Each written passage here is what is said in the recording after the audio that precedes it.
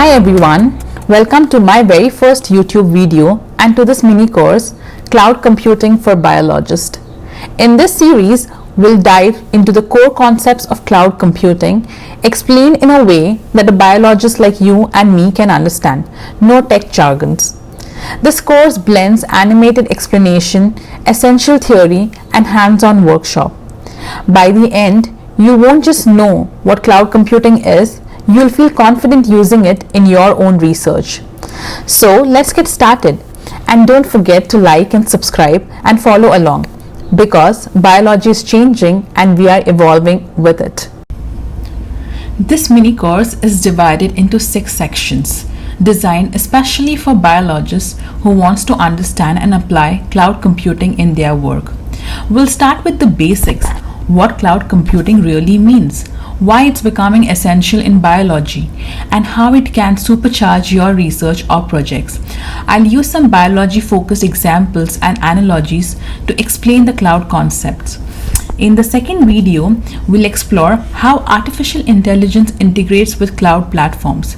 I'll give you a quick overview of major providers like Google Cloud, Microsoft Azure, and Amazon Web Services, and also explain that why we are focusing on AWS throughout the course.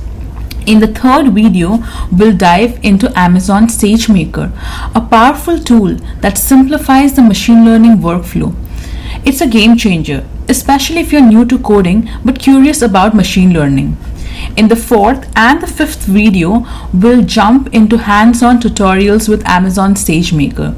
These sessions are designed for biology researchers with no prior coding or cloud experience. We'll start by setting up your own AWS account and exploring the SageMaker environment step by step. We'll be using biology-relevant examples to show how easy it is to apply cloud-based machine learning to your own research. And don't worry, you'll get access to the downloadable notebooks and example codes to practice at your own pace. In the final video for our mini course, we'll explore additional AWS tools that are perfect for bioinformatics or genomics and other biological research. So let's begin with our first video. What is cloud computing? And most importantly, why should biologists care? Okay, so think of this. You have an idea for your new startup and have some solid experiment in mind. You don't have a lab, so you go out and rent one. You join a biotech accelerator like IndieBio or Y Combinator, and you get access to all the instrument, PCR machines, incubators, fridges, fume hood. You don't own any of it, but you can use it as long as you need. That's exactly how cloud computing works. But instead of renting physical space, you are renting digital infrastructure.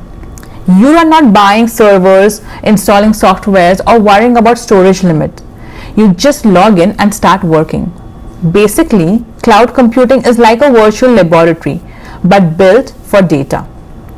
So, in simple terms, cloud computing means you can access computing power, storage, and tools over the internet on demand. You don't have to buy expensive servers or worry about IT stuffs. Just like how biologists rent lab space to run experiments, here you rent digital space to run your analysis, store sequencing data, or even train models. So now we understood what cloud computing is. The second question that usually comes up is, where is cloud? Is it like a physical location or is it in the sky? So that's the next question we'll try to answer.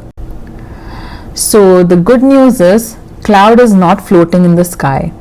It is basically a massive data centers, like big buildings filled with rows and rows of computers.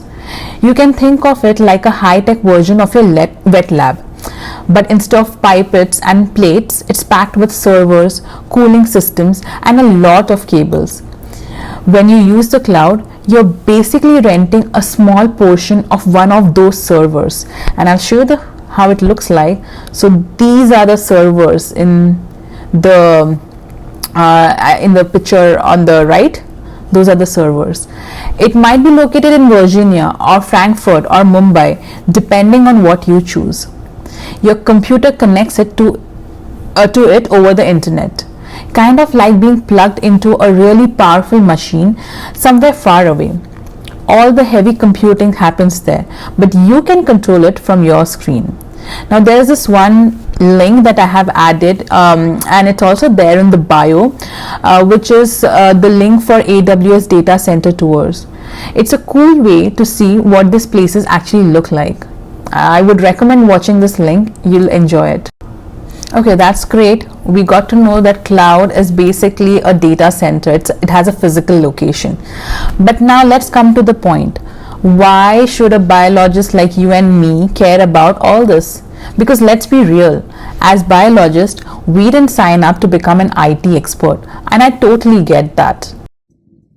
The answer to the question is because biology has changed. It's no longer just about petri dishes or pipettes or gel electrophoresis. Today, biology is like data science. You have probably read articles about the big data problem in biology. And let's be real, genomics, transcriptomics, high resolution imaging, host pathogen interaction, fermentation runs, they all generate terabytes of data. A single next generation sequencing run can easily produce around hundreds of gigabytes of FASTQ files. And that's just one experiment. Whether you're working on large scale multiomics, high throughput imaging, or microbial time series, you're literally sitting on a gold mine of data. If only you had the right tools to analyze it. And that's where the cloud comes in picture. And why learning it now is more important than ever? The cloud isn't just nice to have anymore. It's becoming essential for modern life science research. In fact, I once read this line and it stuck with me. AI won't replace biologists, but biologists who use AI might replace those who don't. And it's true. Empowered biologists, those who can understand how to harness AI and cloud tools, can analyze data faster, make sharper insights, and even uncover patterns that would take weeks using manual methods. It's not about becoming a data scientist overnight. It's about unlocking superpowers that make you more efficient in your own field. This was me. When I first started working with piles of FASTQ files, I was drowning. External hard drives everywhere, crashing Excel sheets, folder labeled as final v3 version. I see code on GitHub repo and just close the tab. Collaboration, basically it meant zipped files, email back and front. That's when I realized that if I wanted to survive in data driven biology, I had to do something different. And that's what sparked my journey into cloud computing. So, what can you actually do in the cloud as a biologist? Think of all the FASTQ files, high resolution microscopy images, fermentation readouts, and time series data from animal studies. Instead of juggling external hard drives or worrying about your lab server crashing, the cloud gives you secure and scalable storage. You can access your data anytime from the lab or home or halfway across the world. So, first, it can help you in storage and organize data. Secondly, running bioinformatic pipeline. You are running an RNA sequencing experiment or metagenomics or variant calling. With tools like SnakeMake and Nextflow, you can automate and scale your workflows in the cloud.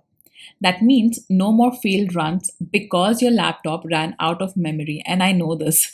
So that's the second thing. Third, use interactive notebooks for analysis. Want to crunch numbers in Jupyter Notebook or RStudio? The cloud lets you launch powerful analysis environment with a click. Whether you're building heat maps for your microscopy data or plotting growth curves for your fermentation run, you don't need to wait for your computer to catch up. Next thing is you can also secure environments for your clinical data. If you're working with sensitive patient samples or animal trial data, You can create a secure workplace for clinical genomics or host pathogen interaction studies without worrying about data leaks. Next, train and deploy machine learning models, which we will see in this course as well. Imagine if you can use AI to detect subtle phenotypes in microscopy images or predict outcomes from complex multiomics data. With tools like SageMaker, which you'll be studying, you can train and deploy ML models, all without needing a supercomputer in your lab. Finally, you can collaborate in real time globally. Supposedly, let's say your co-author is in Boston, your data is from a site in India, and your server is from Frankfurt. With the cloud, that's not a problem. You can share notebooks, run analysis together, and review results all in real time. So think of a cloud as your digital research assistant, one that grows with your research.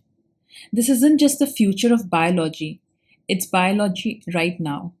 We understood what cloud computing is, why biologists should care about cloud computing, what are the different things that a biologist can do using cloud. Now, let's talk a bit more about cloud services.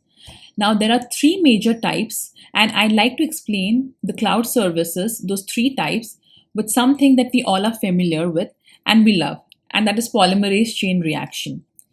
Now, imagine you're setting up a PCR experiment. Depending on how much control or help you want, the setup can vary. Similarly, cloud services are categorized into three services: IaaS, PaaS, and SaaS. Let's first understand IaaS, that is infrastructure as a service. Think of this as getting raw PCR reagents. You get Taq polymerase, your own dNTPs, your primers. You pipette everything yourself. Set the thermocycler. Troubleshoot when it doesn't amplify. Basically, you are in control, you're in full control of your PCR, but it's a lot of work. In the cloud world, you are basically getting a virtual machine, but it's an empty computer. So you decide on the server type, you decide on the operating system, you decide on what softwares to install, you configure everything, handle storage, scaling, backups, everything manually. What you don't have to worry in this service is basically physical hardware, no racking of servers or dealing with cooling systems, right? So that is done by AWS or any kind of service providers. Now, this kind of service is best for bioinformaticians or research labs that want full control, like that of your PCR. You have full control of your reagents. Similarly, in IaaS, you will have full control, but you have to do everything except for maintaining cooling systems or racking the servers. Those are provided, but you have to deal with which kind of operating system you need, what kind of languages you want to, or what kind of softwares that you want to install, all those. And one of the example that I can think of for infrastructure as a service is basically running a custom metagenomic assembly pipeline using tools like Spade or MegaHit. In that case, you would want full control of what kind of pipeline you want to make for your analysis. And probably there you can use this kind of service, cloud service. The next one is platform as a service. Now, again, we'll get back to PCR example where you have ready to mix, master mix. So in this case, what you have to do is just add your DNA, run it, and focus on your results. Someone else has prepped and optimized everything for you. And that is what PaaS is like. It's platform as a service. Basically, you just upload your code or app and platform handles everything. Be it server, the scaling, maintenance. You don't touch any of the underlying infrastructure. That is what PaaS is for you. Basically, most of the things are handled by the service providers, and you just have to upload your code or upload your app, and that's it. You have to chill after that. So this is best for researchers building tools or pipelines who want to skip the setup, who want to skip the actual infrastructure setup. Now, the example of this, what I can think of is deploying a microbiome visualization web app for collaborators without worrying about hosting or the uptime, right? The next service is my favorite, that's SaaS, software as a service. And finally, so in this case, let's again get back to your PCR example. So you want to have your PCR results, but you don't want to run any of those, initial steps or set up your any setup that is there. So what you would do is basically you will send your PCR samples and you will wait for your email to get the results. You didn't do anything. You didn't do any mixing. You didn't run the thermocycler. You are just getting your results. And that's what software as a service is. In biology, these are platforms like Galaxy Project or Terra by Broad Institute or Benchling or Google Colab or BaseSpace. So here you just log in, upload your FASTQ files, click few buttons, and boom, you have your results. Now these are best for wet lab biologists who don't want to deal with code or complex setups. One of the example that I can think of is like running an RNA-seq pipeline and getting differential expression results on Galaxy without installing a single tool. So next time you're thinking about how to use cloud in your research, ask yourself, do I want to mix the PCR myself or do I want someone else to do it for me?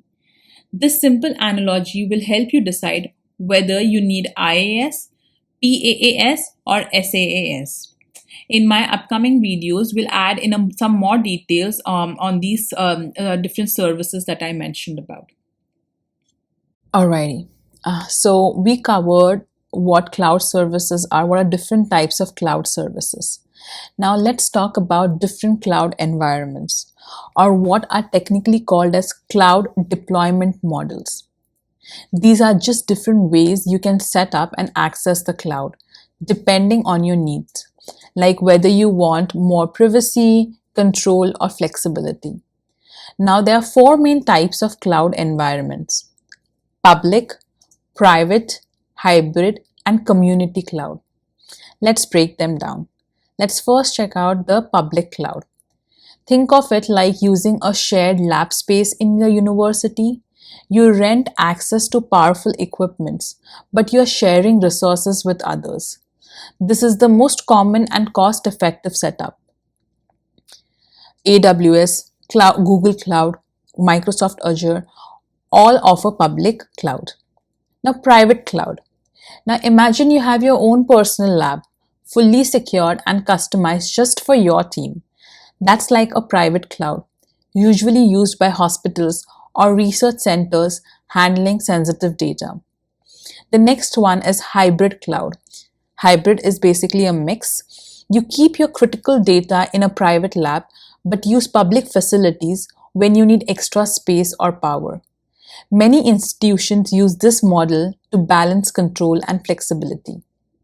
Lastly, we have community cloud. This is like a shared lab for a group working on the same problem. For example, a disease consortium. You collaborate and share infrastructure, but only with trusted peers. So that's community cloud. These are the four cloud deployment models that are available. All right, before we wrap up, let's burst some common myths, because when it comes to cloud computing in biology, there is a lot of confusion out there. Myth number one, cloud is only for software engineers or IT teams. Not true. If you're a biologist running pipelines, analyzing sequencing data, or just collaborating on projects, you're already a great candidate to use the cloud. You don't need to be a coder or benefit from it. The second myth is, which I usually hear, is cloud is too expensive for research labs. It's actually quite the opposite.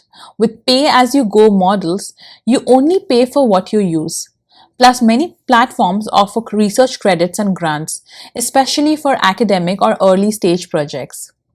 The third myth is, you need to be a coding expert to use the cloud. Nope. You don't need to be a software engineer or a coding expert to benefit from the cloud. There are tools with user-friendly interfaces like Galaxy, Benchling, or Terra. that lets you run complex analysis without writing a single line of code. And even if you do want to learn coding later, the cloud makes it easier to start small and scale as you grow. And learning the basic coding is always helpful. The next myth is cloud isn't secure, especially for sensitive data. That's not true again. Major cloud providers comply with strict regulations. In fact, cloud platforms often offer better security and data backups than local servers. The next myth is the cloud is replacing the wet lab scientist. Not at all. The cloud isn't here to replace your pipettes or your microscopes or your cloning techniques. It's here to support them. It's like having a digital assistant that helps you process data from your experiments. Whether it's sequencing reads, whether it's images from your confocal microscopes or your fermentation data, it bridges the gap between the bench and the analysis. Lastly, you have to give up control of all your tools. That's again a myth. That's not true again. With cloud infrastructure services that we discussed about, like options like IaaS or containerizations, you can actually customize every piece of your pipeline while still taking advantage of cloud scalability.